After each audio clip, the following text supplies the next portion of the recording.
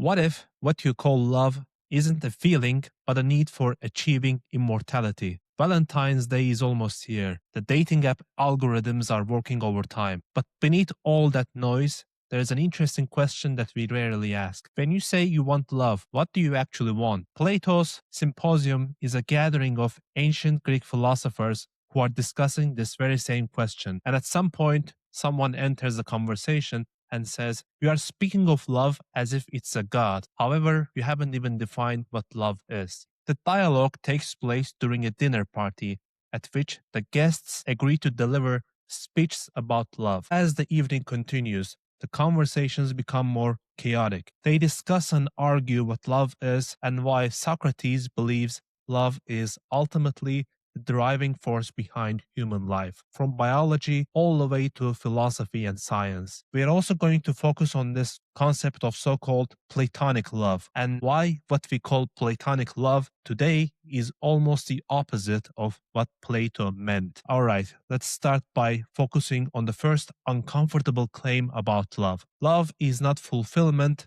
love is a void. Most contemporary discussions of love frame it as an actual acquisition of something. You found love, you secured love, you locked it down. The language is almost like real estate or property. Socrates in the dialogue describes love as longing. Now, longing is always directed at what is missing. He makes this point in a straightforward manner in a dialogue. If you long for something, then it is not complete for you. And even if you have it now, you are longing for its continued existence. Therefore, love is not what you celebrate. Love is the extension of the hand. And if you reflect on that for a second, it can be somewhat irritating because it indicates that love will never be at rest. Whether it is the happiest couple you know, the healthiest relationship you have ever known, love is never at rest. Love wants the good to continue to be good, the beautiful to continue to be beautiful, true connection to continue to be real.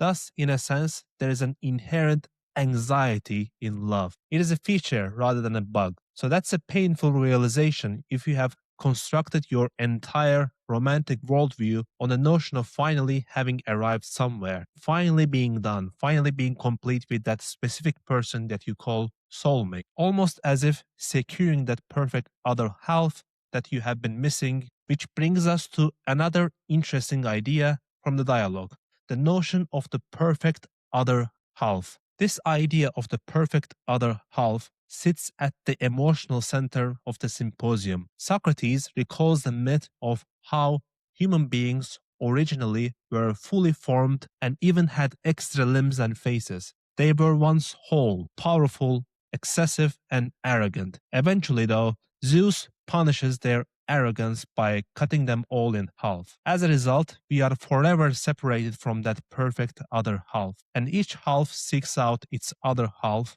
in the present reality that we live in. The other part of this story that is quite fascinating occurs when Hephaestus, Greek god of fire, makes an offer to melt two lovers together and unite them forever, finally bringing back that lost unity. The assumption here is lovers will accept the offer because they would finally be able to achieve what they really want, final unity. Going back to the final unity. There are several things about this myth that are worth noting. The first is that the myth is a psychological understanding which allows Plato to smuggle in his own psychological ideas. The second point is that this myth is a way to describe a desire that many people experience but are unwilling to acknowledge openly. The desire to cease being separated. Let's leave the dinner party and come back to the present world and see how this desire can be seen in different ways. How some couples speak as if they are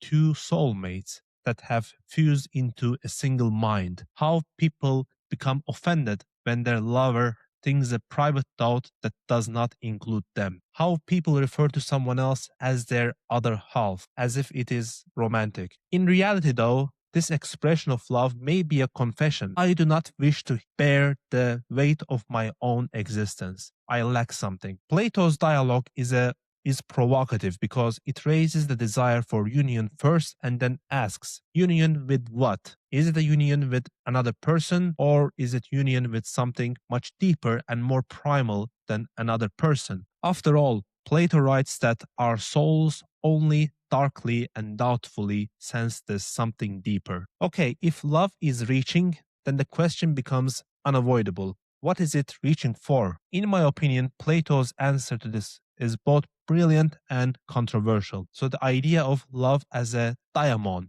and in between. Socrates begins to describe the type of person he would be as a lover by relating back to what he had said earlier when he was talking about beauty. Socrates says that a lover is in the process or on his or her way to become something else, and that this is true for all lovers. In essence, Socrates says that no lover has yet achieved beauty. We are not in possession of beauty at present. Rather, we are in a state of movement toward beauty. This is why Plato describes beauty as being that is in motion. Thus far, the dialogue has presented two views of love. The first view sees love as an idealized passion. The second view sees love as a form of self-discovery and spiritual growth. The second view is represented by Diotima's definition of love as a pursuit of beauty and the good that Socrates is referring to. She says that love is a diamond, an in-between that exists between mortals and gods. By the way, I want to repeat the word diamond. It is not a demon. It is diamond in ancient Greek mythology. So diamonds are beings who sit somewhere between gods and men in the mythology. The concept of diamond is important in this context because it reflects a fundamental aspect of human existence. Human beings, according to this idea, exist in the middle ground between the finite world of experience, this limited world of experience, limited world of sensations, and the eternal realm of being, which is beyond time. As such, humans are always striving for transcendence or for something greater than themselves. Plato describes love as a desire for the good and not simply a one-time desire, but a perpetual desire. For Plato, the good forever means nothing short of immortality. And according to Plato, this is precisely what love seeks to achieve.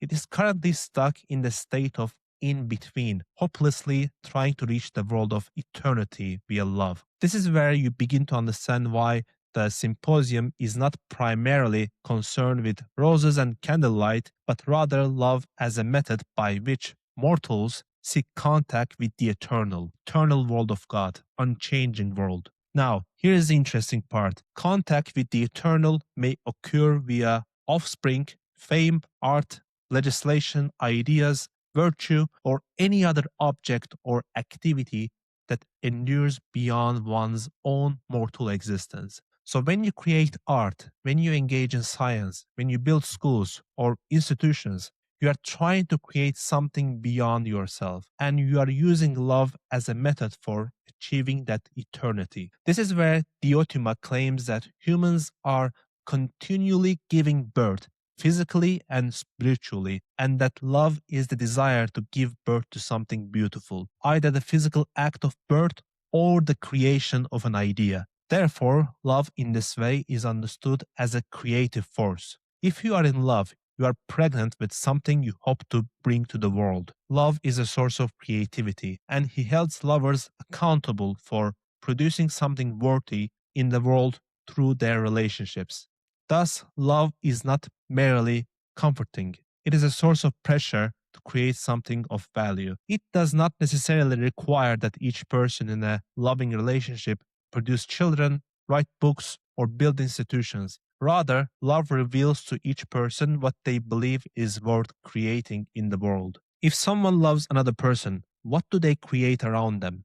Do they generate courage? Do they generate discipline? Do they generate ugliness? Do they generate excuses? Whatever it is that we give ourselves to, it will multiply. If you have ever become completely consumed by someone, then you probably recognize this sensation. In that understanding, love is not peaceful, it is unregulated, it is pressure, it is obsessive thinking, it is a restless body, it is a feeling that your life cannot continue to move forward until something is spoken, done, created, or confessed. When you are in love, your life is in chaos. Your routines are destroyed, in essence. So Plato says that that is not simply something being wrong with you, that is the fundamental structure of love. I think Plato would today strongly criticize the current world where we treat love or relationships as something to optimize. We want love without falling in love, compared to the old school way of falling in love and dealing with it and understanding why you experience those emotions and making sense of those emotions. Plato states that even within the same person, there is a continuous process of replacement happening. Physical bodies undergo changes, thoughts change, knowledge is acquired and lost. This means that humans are not fixed entities. We exist as a sequence. Thus, from that point of view, it makes sense that love would strive for something that remains unchanged. It is the striving for something that exists despite the fact that everything about you is deteriorating. Your face, your position, your mood, your memory, your relationships, even your identity, the thing you claim to be fixed, is constantly revised. They are here today, but there is no guarantee for them to exist tomorrow. I think this is a perfect moment to shift towards another fascinating idea explored in the dialogue. That is the ladder of love.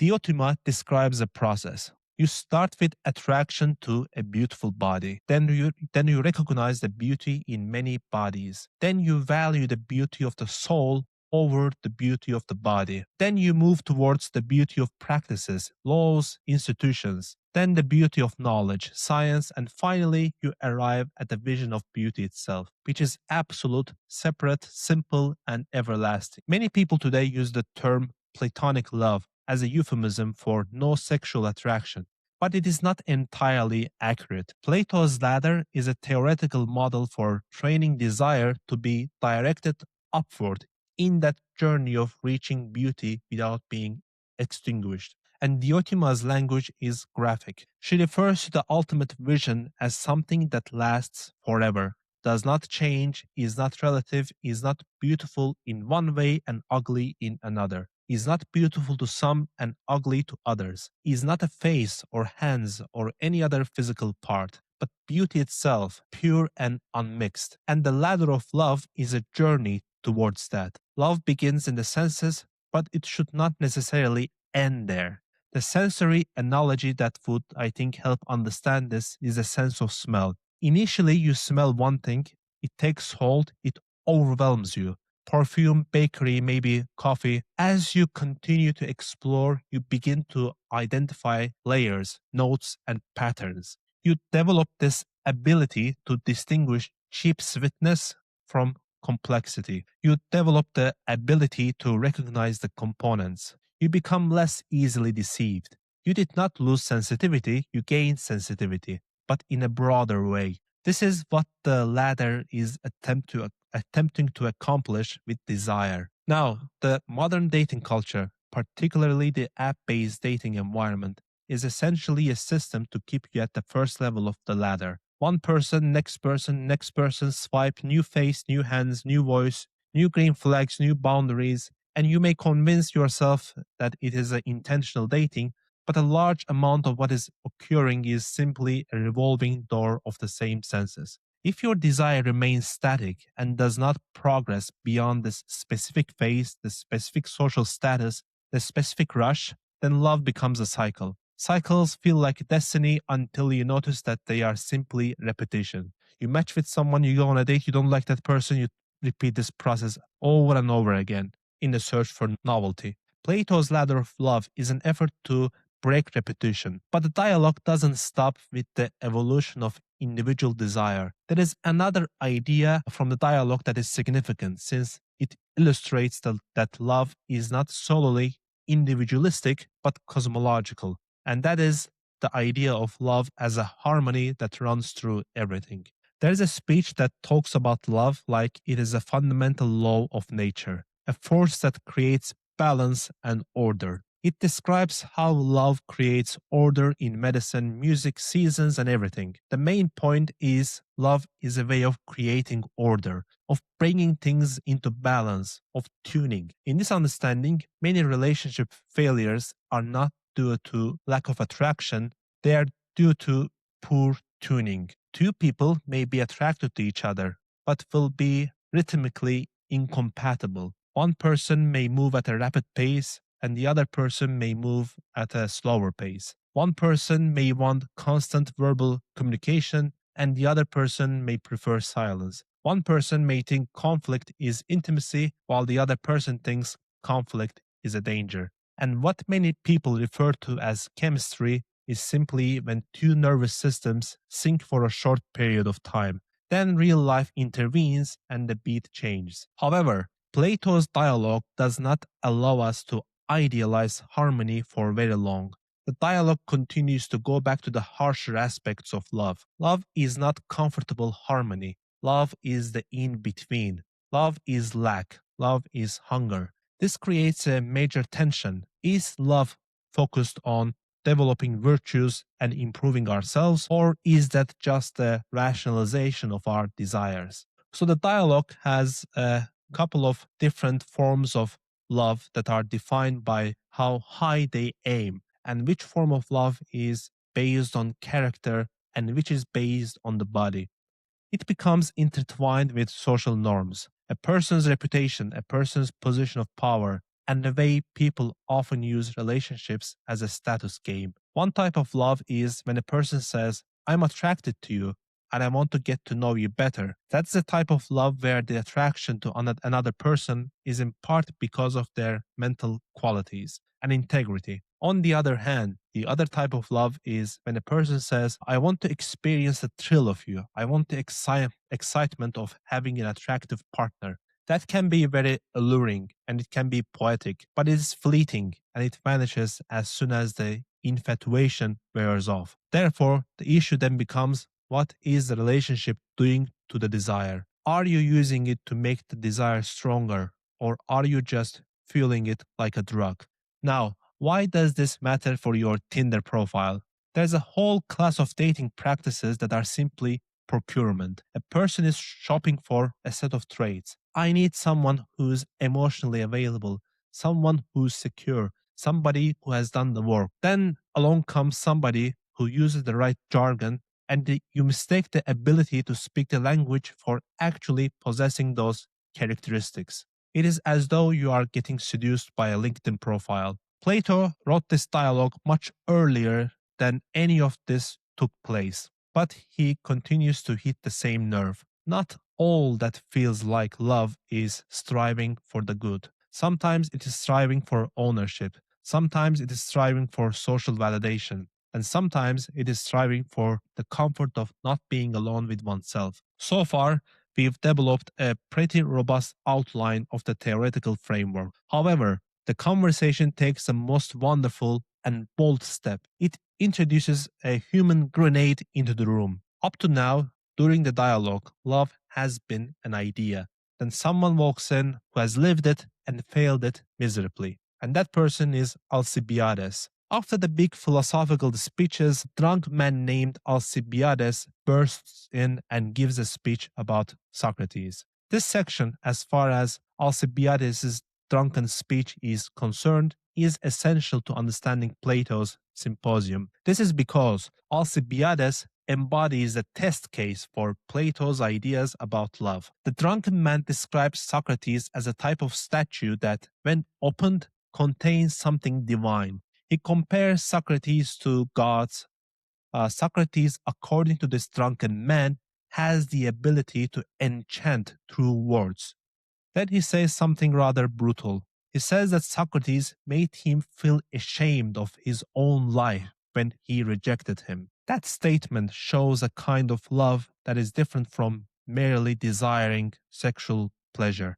It is a kind of love that desires improvement, but also includes a form of ego, resentment, and humiliation. In addition to describing Socrates as someone who's unresponsive to seduction, who is disciplined, who can endure cold and fatigue, who can spend hours, even days, in deep contemplation, and who remains calm and difficult to attack in battle. The most important psychological point in this description of Socrates is this: Alcibiades wanted to give up his beauty for wisdom. In exchange for seducing Socrates, he wanted to obtain what he believed Socrates possessed. However, that did not work either. Therefore, Alcibiades is experiencing modern pain. The pain of loving someone who cannot be purchased. The pain of loving someone who is not impressed by your currency. Your currency may be physical appearance, status, wealth. Regardless of what it is still currency. Socrates refuses to accept it. We've all dreamed of winning that person over to validate us, to allow us to reach beyond ourselves. And when it does not happen, it can feel like a complete rejection of our entire existence. That is what causes it to become obsessive. It is almost as though Plato is saying, here is the ideal way that love should unfold. And here is what it looks like when you get caught halfway and try to turn it into a possession game. And Alcibiades, drunk, honest, and messy, becomes the proof that love can contain both the desire for virtue and the desire to dominate simultaneously. Now, let's move on to the most important question. What is Platonic love really? When people use the phrase Platonic love today, they generally mean non-sexual love, friendship, and emotional connection, which does not include romanticism. While this is somewhat true as a modern interpretation, it is not Plato's central focus. Plato is primarily concerned with the type of love that will avoid collapsing into sex, as opposed to simply being non-sexual. There's a distinction here. Love starts with the attraction to bodies. However, he argues that if your love remains limited to the bodies alone, you will become a slave, narrowed in thinking, and become fixated. Thus, in the philosophical sense, Platonic love is the kind of love that expands itself. It is the kind of love that becomes intelligent. It is very similar to the intellectual love of God argued by Spinoza much later in the 17th century, who was Albert Einstein's favorite philosopher.